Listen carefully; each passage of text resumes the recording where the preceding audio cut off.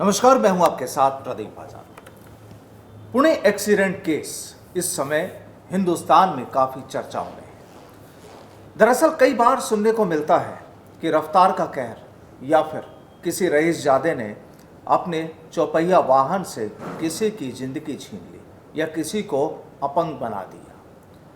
कार्रवाइयां भी होती है, पुलिस केस भी होते हैं, गुनहगार को पकड़ा भी जाता है और तमाम तरह की जो भी कानूनी लीगल जो एक्टिविटीज़ होनी चाहिए वो होती है। लेकिन इस समय महाराष्ट्र के पुणे में जो 18 मई की आधी रात को या यूं कहें कि 19 की सुबह लगभग 2 बजे के करीब जो घटना हुई और करोड़ों की गाड़ी से 2 लोगों की जिंदगी को छीन लिया गया। बड़ा सवाल ये भी कि उन जिंदगियों को छीनने वाला भी कौन था। वो एक नाबालिग युवक था। चर्चा ये है कि रईसजादे जो शख्स था उनका वो बेटा था। शराब के नशे में उसे बताया गया और जो पूरी कहानी, जो पूरा घटनाक्रम रहा, इस समय हिंदुस्तान में काफ़ी चर्चाओं में है। क्या होना चाहिए, पुलिस को क्या एक्टिविटीज़ करनी चाहिए, कानून क्या कहता है, क्या नियम है कि जब कोई घटना इस तरह से होती है तो क्या होना चाहिए और किस तरीके से इस तरह के मामलों को, कानून को, प्रशासन को, सरकार को लेना चाहिए। आज कुछ इसी मुद्दे पर चर्चा होगी और आज की चर्चा में हमारे साथ हिस्सा लेने के लिए मौजूद हैं रिटायर्ड आरपीएस अतिरिक्त पुलिस अधीक्षक योगेंद्र जोशी जी। और माने जाते हैं कि बिल्कुल साफ गोई से जो भी बात कहनी है वो कहते भी हैं और कहना भी चाहिए कि वाकई होना क्या चाहिए था। जोशी जी, बहुत बहुत स्वागत है हमारे साथ इस चर्चा में शामिल होने के लिए आपका। सबसे पहले ये जो पुणे का जो केस जो रहा, क्या मानते हैं कि इसमें जो कार्रवाई रही क्या वो जायज़ है और ये जो पूरा घटनाक्रम है इसे आप किस नज़रिए से देखते हैं? देखिए प्रदीप जी, ये हमारा दुर्भाग्य है कि एक्सीडेंट्स जो होते हैं, ये जब कानून बने थे तो उस समय में ज़्यादातर बड़े लोगों में अंग्रेज हैं और बड़े सेठ साहूकार हैं जो करोड़पति हैं। उस समय के जब ये कानून बने, उस समय के लोगों वही गाड़ी चलाया करते थे और इसलिए कि वो जेल न जाएं और उनको सज़ा न हो, इसके लिए उन्होंने क्या किया था कि इस कानून को इस तरह का बनाया है। दूसरी बात ये भी है इस कानून के साथ कि अकस्मात अगर मान लीजिए दूसरा ही कोई व्यक्ति सड़क पे गाड़ी चलती के बीच में आ जाए और एक्सीडेंट हो जाए, उसकी डेथ हो जाए, तो ऐसी स्थिति में जो चालक है, वाहन चालक, उसको ऐसा पनिशमेंट देना भी ठीक नहीं है। तो ये तीनों बातें मिलके ये प्रदर्शित करती हैं कि जो कानून बना है, लेकिन उस कानून को बनाने के साथ साथ जो और चीज़ें दी हुई थी मोटर व्हीकल एक्ट में कि नशा शराब करके गाड़ी नहीं चलाई जाए, दूसरा माइनर गाड़ी न चलाए, तीसरा मोटर व्हीकल एक्ट के नियमों की पालना करें, रॉन्ग साइड न चलाए, तेज गति से वाहन न चलाए, और ये चलाए तो इसको रोकने के लिए गंभीर प्रकृति के इन्होंने पनिशमेंट कर रखे हैं। अब ये जो मसला हुआ है महाराष्ट्र वाला, इसके अंदर एक ही चीज़ ऐसी है जो मेरे को भी खटक रही है कि जुवेनाइल जस्टिस बोर्ड में न्यायाधीश होते हैं, दो सदस्य होते हैं जो बाहर से नॉमिनेटेड होते हैं। ये केस और केस की गंभीरताओं को देख करके निर्णय करते हैं हमेशा कि अगर ये 18 साल से कम उम्र का है तो क्या इसको छोड़ देना चाहिए, 18 साल से कम उम्र का है तो इसकी जो घटना है, जो इसने वारदात की है, ये माइनर है। जैसे हमारे यहाँ सेठी कॉलोनी में जो बाल न्यायालय भी है और बाल गृह भी है, दोनों चीज़ें वही हैं। तो वहाँ क्या है, ज़्यादातर कच्ची बस्ती के लोग चोरी चपारी, छोटे मोटे ढक्कन फक्कन, ये इस तरह की चीज़ें चोरी करने वाले होते हैं। और कुछ ऐसे भी होते हैं जो फायर करते हैं, गोलियां चलाते हैं, जैसे जी क्लब का मामला है। अब आप ये बताइए कि इसके अंदर उस व्यक्ति ने ये जानते हुए कि मैंने नशा शराब कर रखा है, ये उसको जानकारी में है, वो तेज गति से गाड़ी चला रखा है, ये उसको जानकारी में है, लेकिन हमारे कानून में है कि साहब 17 साल का है इसलिए उसको बाल न्यायालय के समक्ष, जुवेनाइल बोर्ड के समक्ष पेश किया जाएगा। चलो कर दिया, अच्छी बात है। पुलिस ने ऐतराज़ किया। पुलिस ने इसलिए ऐतराज़ किया कि ये 304 का मामला है। क्यों? क्योंकि उसको जानकारी थी कि मैंने नशा शराब कर रखा है, गाड़ी चला रहा हूँ। तो उस समय माननीय न्यायालयों ने, या जो भी जुवेनाइल पोस्ट में बैठे हुए थे लोग, जो जज हैं, उन्होंने इस चीज़ के ऊपर गहनता से पब्लिक की भावनाओं को ध्यान में रखते हुए और पुलिस की जो अर्जी थी उनके सामने कि साहब ये इस प्रकार से गंभीर मामला है कि उसमें 2 जनों की जान चली गई और ये नशे शराब में था, गाड़ी की स्पीड ये थी। तो जैसे मैं जानता हूँ जुवेनाइल जस्टिस बोर्ड का जो नियम और कानून बने हुए हैं उसमें यह है कि ऐसा लड़का जिसने जानबूझ के कोई काम नहीं किया हो, जिससे गलती से कोई इस तरह की वारदात हो गई हो, जैसे आवेश में आके कई बार 17 साल के 16 साल के बच्चे मर्डर तक कर देते हैं, लेकिन बोर्ड का काम यही है, ये देखना कि ये जो बच्चा है इसने अपराध जानबूझ के तो नहीं किया है, गलती से हो गया है। क्योंकि जितने बड़े अपराधी अपराध करते हैं वो का वही छोटे अपराधी अपराध कर रहे हैं आजकल, जो 17-18 साल की उम्र के हैं।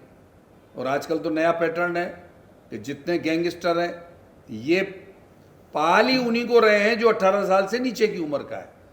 तो उसको सुविधा क्या मिल जाती है? एक तो वो जेल में नहीं जाता, दूसरा जुवेनाइल जस्टिस बोर्ड के अंदर आता है और बाल गृह में रहता है जहां उसको कोई परेशानी नहीं है, और उसके अंदर 3 साल से ज़्यादा की सज़ा पाता ही नहीं है वो, चाहे उसने मर्डर कर दिया हो चाहे उसने कुछ भी कर दिया हो। 3 साल तक की सज़ा का प्रावधान है कि वो बच्चा है इसलिए उसको सज़ा कम मिलेगी।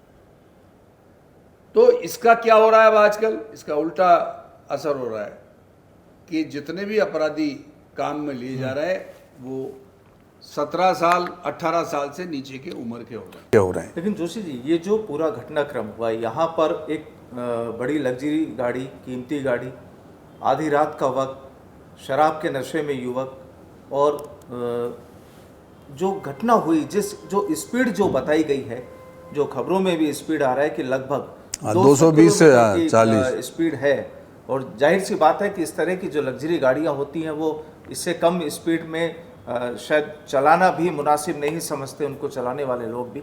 लेकिन यहाँ पर एक लड़की और एक लड़का, 2 लोगों को वो टक्कर मारते हैं जो बाइक पर सवार थे उसको, वो गाड़ी के जरिए, और दोनों की जान चली जाती है। कुल मिलाकर अब यहाँ पर जो बोर्ड ने जो जजमेंट जो दिया, चर्चाएं उस पर भी है कि उसे जमानत दी जाती है, उसे 15-20 दिनों के लिए महाराष्ट्र पुलिस के साथ काम करने की सज़ा दी जाती है, उसे निबंध लिखने की सलाह दी जाती है, उसे जो इस तरह की दुर्घटनाएं जो होती हैं, सड़क दुर्घटनाएं, उन पर काम करने के लिए सज़ा दी जाती है। कहानी ये कि अब जिस जगह पर वो बैठकर ड्रिंक करके आया था वहाँ के मैनेजर को पुलिस ने पकड़ा, उस लड़के के जो पिता थे उन्हें पुलिस ने पकड़ा। ये जो पूरा एक लीगल जो एक्शन है, क्या ये पर्याप्त है कि आने वाले वक्त में फिर कोई जब ऐसी कोई घटना हो और वहाँ पर भी अगर इसी नियमों का दोहराव करते हुए उसी तरह से सज़ा दी जाए? देखिए प्रदीप जी, माननीय न्यायाधीशों पे टिप्पणी करना उचित नहीं है, लेकिन इतनी टिप्पणी मैं जरूर करूँगा कि इनको उन जिनकी मृत्यु हुई है उनके परिजनों की जगह स्वयं को देख करके ही निर्णय करना चाहिए था कि आज अगर मेरे घर का व्यक्ति ऐसे एक्सीडेंट में डेथ हो जाती तो क्या मैं उसकी जमानत ले लेता।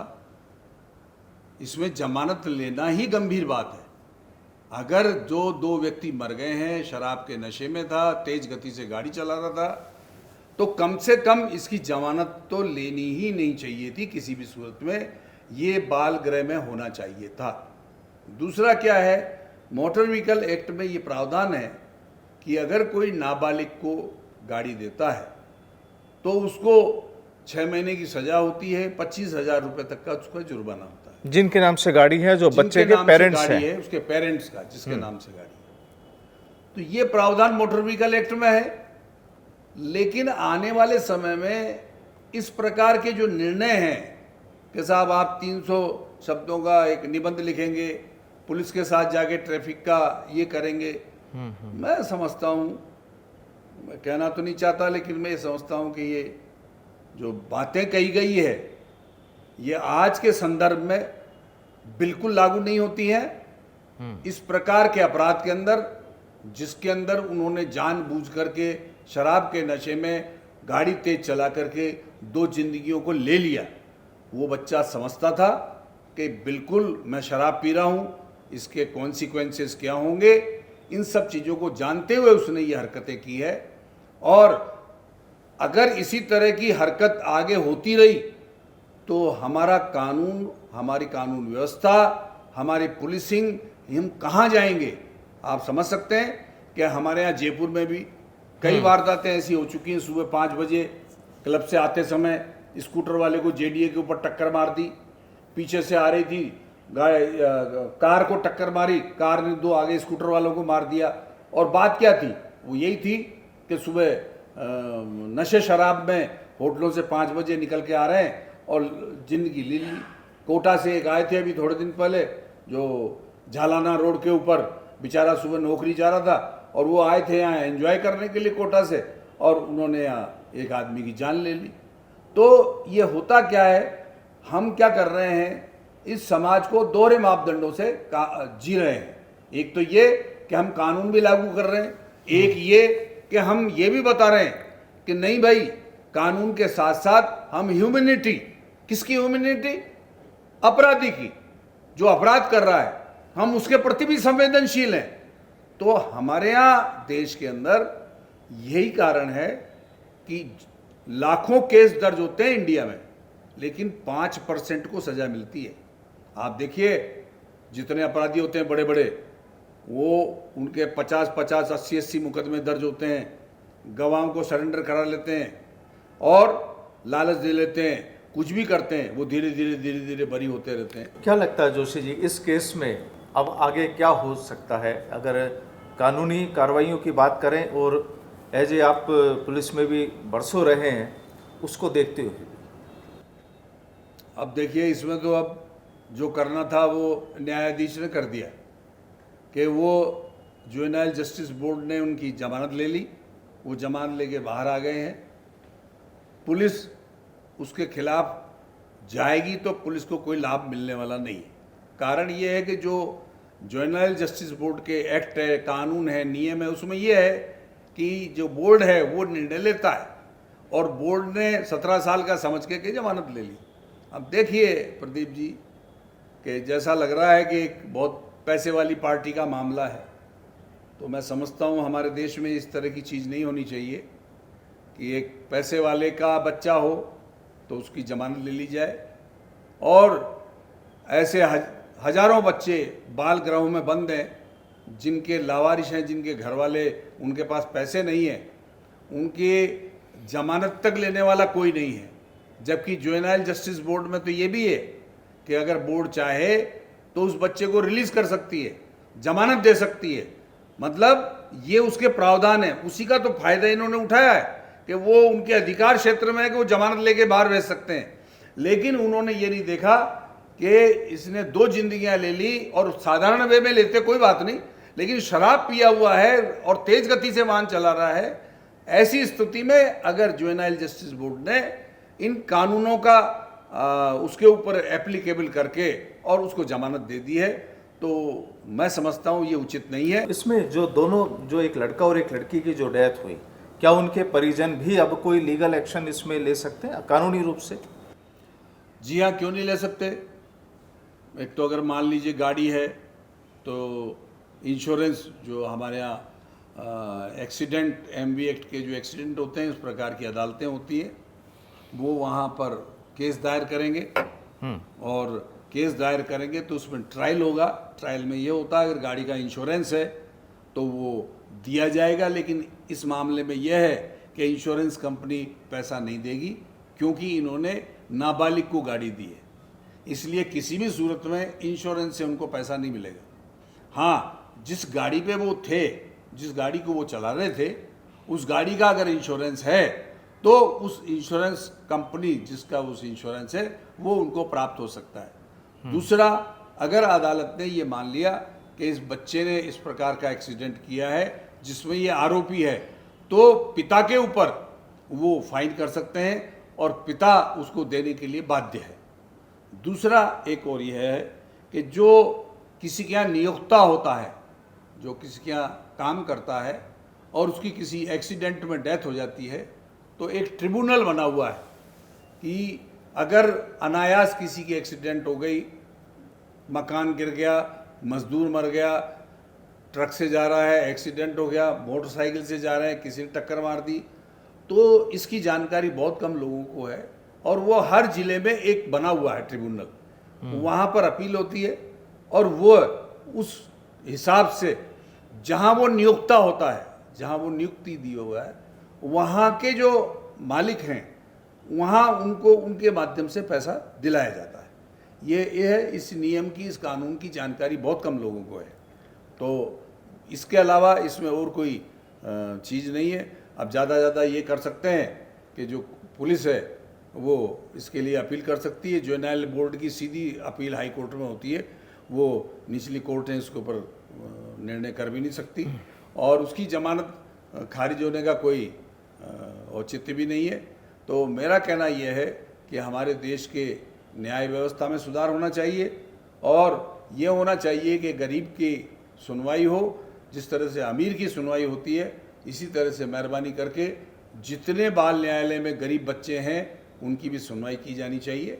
और गंभीर प्रकृति के अपराधों में अगर माननीय न्यायालय जमानतें लेते हैं और इसी तरह से जमानतें लेते रहे तो इन अपराधों में बिल्कुल कमी नहीं होगी और इस प्रकार के अपराध और बढ़ेंगे। तो बिल्कुल देखिए, ये एक सवाल उठता है, ठीक है कोर्ट का अपना निर्णय होता है, बोर्ड का अपना निर्णय होता है, लेकिन अब इस पूरे मसले पर सियासत भी हावी होने लगी है। आरोप प्रत्यारोप भी यहाँ पर शुरू हो गए हैं, सवाल उठना भी शुरू हो गए हैं कि आखिर जब इतनी बड़ी घटना हुई तो ये निर्णय क्यों हुआ। बहरहाल ये ज़रूरी है कि अगर कोई भी व्यक्ति अपना वाहन सड़कों पर दौड़ा रहा है तो कम से कम ये ज़रूर देख ले कि सामने दूसरी ज़िंदगियां भी हैं, क्योंकि किसी की ज़िंदगी को रोंदने का आपके पास या किसी भी ऐसे व्यक्ति के पास कोई अधिकार नहीं होता है। बहरहाल देखते हैं कि अब आने वाले वक्त में इस पूरे मामले पर क्या और कुछ सामने आता है। बहुत बहुत शुक्रिया जोशी जी हमारे साथ जुड़ने के लिए, अपनी राय जाहिर करने के लिए। नमस्कार।